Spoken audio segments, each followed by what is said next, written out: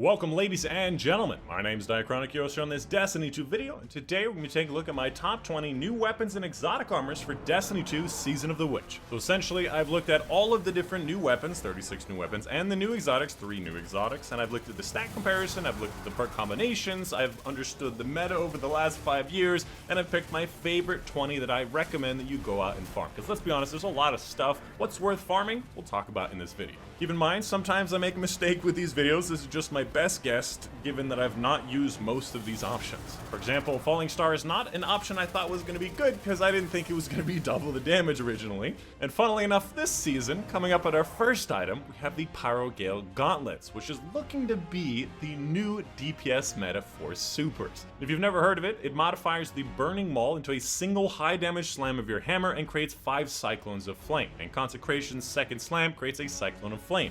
Consecration is that aspect where you jump and create a, obviously, big thing fire. The more important part is that it does more damage with the super part. And there's this video on Twitter right now that's causing a lot of waves where somebody claims that it does triple the damage of Falling Star Missile. More specifically, he has this exotic, he pops his super, he swaps to Synthoceps, which is something that should not be possible to get the bonus, gets 50% more damage with Synthoceps, and does 900,000 damage against the Prophecy guy from mostly that super. I mean, if you compare the numbers that I have on my sheet, Falling Star Missile against Carl does 530,000 damage. Gathering Storm and Blade Barrage are their best versions with starter scale, does around 800,000 damage. So if we're multiplying correctly, then this thing should do 1.5 million damage. And even without the Synthoceps, 50%, it'll still be doing a million full super damage, and that is way higher than Gathering Storm and Blade Barrage, which is looking to be the meta for Titans this season. I think that there's probably some weirdness here, maybe certain bosses take more fire damage. I think there's some weirdness, but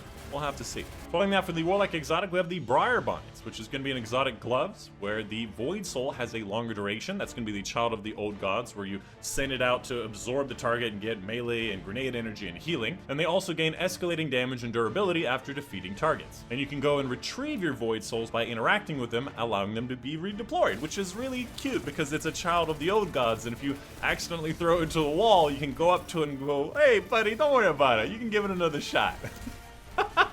Sorry, I stole that from like a comment on Reddit or something, but it's true. You can just pick it up and throw it again. You should keep in mind that I personally, when I'm using Void on Warlock, I use Controverse Hold. I love the grenades, and with that, you have to use the Charge Engine grenades and Devour, so I don't use Child of the Old Gods very often. But the fact that you can retrieve the Void Soul and get your melee and grenade energy and healing from the Child of the Old Gods, as well as weakened targets, may make this an optimal build. We'll have to wait and see. Following that, let's get into the exotic weapons. First up, the Dead Man's Tail and the Dead Messenger, obviously returning items, but now they have craftable versions. So you can go into the Presage mission or the Vox Obscura mission when it's the rotating weekly exotic mission, and you can get crafted items with crafted perks on them, as well as like 5, and with Dead Messenger, 6 perks across. I don't know why it has 6 perks across, but that seems like a lot of freaking perks. And with that, obviously, you can pick up these enhanced perks. With Dead Messenger, you can have something like Demolitionist, and they seem to be better versions of really good PvP weapons that you may like or don't like. TLDR, if you already have a great version of these weapons, may not be worth it, but if you don't, you can get a great weapon pretty easily. Especially since you can just spend enhancement cores and glimmer to level up weapons. It's easier than it ever has been. Following that, a fan favorite right now, the Tessellation, which is a fusion rifle exotic that you get from pre-ordering the final shape. So you can get it right now by pre-ordering the final shape, just like we had with Quicksilver. And this one's a weird one. First of all, it's a 660 charge fusion rifle that takes on the damage type of your subclass, so it's like an adaptive frame fusion rifle of any type matching your subclass, which could work with lots of builds that require your weapons to match your subclass. And with that, final blows also give you grenade energy like Demolitionist. Very important because the alternate fire consumes your grenade to load a large explosive projectile grenade elemental explosion, kind of like a Jotun shot that does more than rocket launcher damage. Does a lot of damage, and that thing actually gives you grenade energy back on kills, so you can keep getting this thing over and over. Following that, we have the X Derice, which is going to be the current season pass weapon, either premium level 1 or the free version at level 35. And this is literally the Knight's boomer weapon. If you've been attacked by boomers, it is this weapon, which is automatically loading, so you just keep firing shots, which for some reason has a 69 reload speed. Nice. This weapon enrages when dealing and taking sustained damage, which gains increased fire rate while enraged, which actually fires at a decent rate. And I think it has like 33 grenade shots by normal, which is nice. And final blows of this weapon create a loyal moth, which I constantly shoot thinking it's an enemy moth because they look exactly the same. And the moth will seek out nearby targets and detonate, damaging and blinding them. Fortunately, not giving you that overshield that you hope for. Now this weapon by itself is kind of fun, but not really that great. What has me kind of excited is gonna be the Catalyst, where this weapon enrages faster while being amplified, and final blows of this weapon make you amplified. And there are a lot of things that can benefit from being amplified, on top of the bonuses you get from the amplified, like the movement speed. Getaway Artist, you have point cannon contact brace. Each subclass has an aspect that benefits from being amplified, as well as probably certain artifact mods, etc. And I think there's a fragment where arc special weapon kills create a blinding explosion while you're amplified, which is literally this exotic and could be fun. Moving on to the legendary weapons, first up we have the Horror Story, which is probably going to be part of the Halloween event, as it is literally every single year, and it is a precision frame 450 auto rifle. Personally, I like 720s as well as 600s, so not my favorite frame, but has some pretty good stats compared to some of the previous options, and has some pretty good perks in the form of Target Lock or Frenzy. On the other side we have Demolitionist and maybe an Envious Assassin. Whatever you like on auto rifles, decent auto rifle. Following that, an option a lot of people are excited for is going to be the Wardens Lock, which is a new frame of hand cannon called a Heavy Burst, so hopefully we get more of these Heavy Burst hand cannons in the future, on top of the hand cannons being buffed across the board, 25% more against minors and 75% against majors. That's ridiculously high amounts of damage. Hand cannons are absolutely top meta as long as you can handle them. And this particular one has a recoil pattern of 97, which is nice because I'm assuming this burst is going to be kind of hard to hold on to. And the perk options are amazing. Pretty much the only bad perks on this is going to be like Discord and Shot Swap. Everything else, Frenzy, Zen Moment, Rampage, Kill Clip. We have 4 times the charm, moving target, perpetual, just so many great perks. Although not a lot of stability perks outside of Zen Moment. I get a feeling that Zen Moment's going to be more valuable than people realize.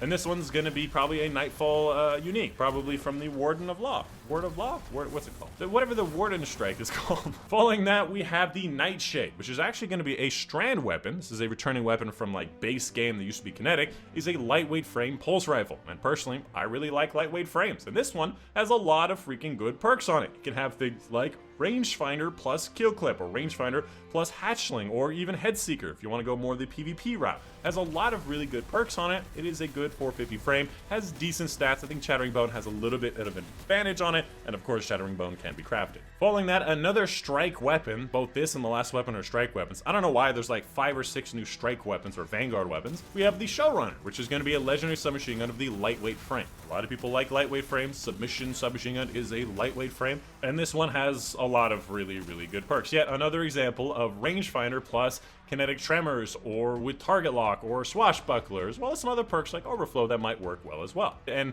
a recoil pattern of 91 is nice because you can get a +10 from something in the barrels and just fix that right up. Following that, we have the Pre-Asterianatics 4. I said that properly, I'm sure. Is going to be a Nightfall unique, and there is an Adept version as well. This one specifically is a solar precision frame combat bow, and obviously bows are not super meta, but at times it can be really nice. And this one has a lot of really good perks on it, things like Archer's Tempo or Perpetual Motion in the first column. We have Explosive Head, Opening Shot, Successful Warm-Up, and Incandescent in the fourth column. And a new perk in the form of Wildcard, or in the new Origin trait. I think this is new.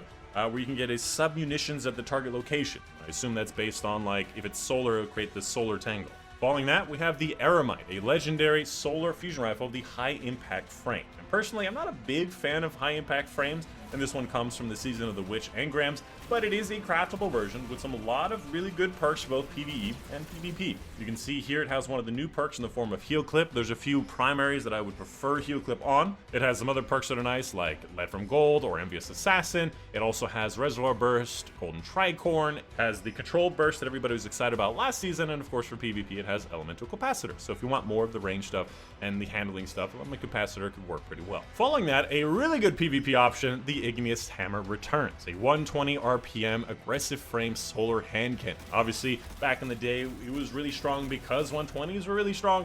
and nowadays are not really as strong as they used to be, but we do have that new Muna hand cannon, and this can be a good option as an alternative. And this particular option obviously has an adept version for more range and whatever, and some really good perks on it. It has the new heal clip and incandescent or frenzy for PvE. If for the PvP side of things, it can have rangefinder or rapid hit, plus opening shot or moving target. Following that, we have the Jurassic Green, a rapid fire solar pulse rifle. Again, probably a Festival of the Lost weapon that we'll see later on. And this one is disappointing in a few different ways. First of all, it has worse stats than the Grid Skipper in almost every way. I don't know why they keep doing this, where they just release weapons that are just inherently worse. Like, if you just compare the two, like, look at this. Like, Grid Skipper is just better in, like, every way. It's kind of crazy. Why would they make something just worse? They do it all the time. But this one has some pretty good perks in the form of subsistence, or rangefinder, or perpetual motion, or the new heal clip. You can combine that up with incandescent, or frenzy, or multi-kill clip, head seeker if you want to go PvP. Next up, we have the Briar Box, precision frame void scout rifle. Pretty good scout rifle with a lot of great perks on it. For example, it has explosive payload, which I really like. You could alternatively do frenzy, destabilizing rounds, or you could just do explosive payload. For third column, you have perpetual motion, rapid hit, and no distractions. And again, you can pair that up with explosive payload. You don't know, explosive payload is the best primary ammo perk in the game. Now, obviously, we have things like incandescent or volt shot, but like explosive payload is just so good. And this is another Season of the Witch engram weapon. Following that, the Heliocentric, a world drop sidearm of the lightweight frame variety. And a lot of people really like these sidearms for the Crucible. Obviously, the allied demand being an adaptive single shot, lightweight frame is not that far off. And again, some really good perks. Again, there are very few bad perks on this list. Heal clip, perpetual, rangefinder, demolitionist, moving target. Combine that with incandescent, kill clip, adrenaline junkie, maybe frenzy. A lot of really great stuff for both PvP and PvE. And the fact, again, you can combine rangefinder plus incandescent, or rangefinder plus kill clip, is really strong. Following that, another strike weapon, although this is the saturated pool strike weapon. We have the sniper known as Luna Rigoloth 3, which is an aggressive frame and has some really great perks for both kind of modes. It has snapshot plus moving target or opening shot. For PvE, you could have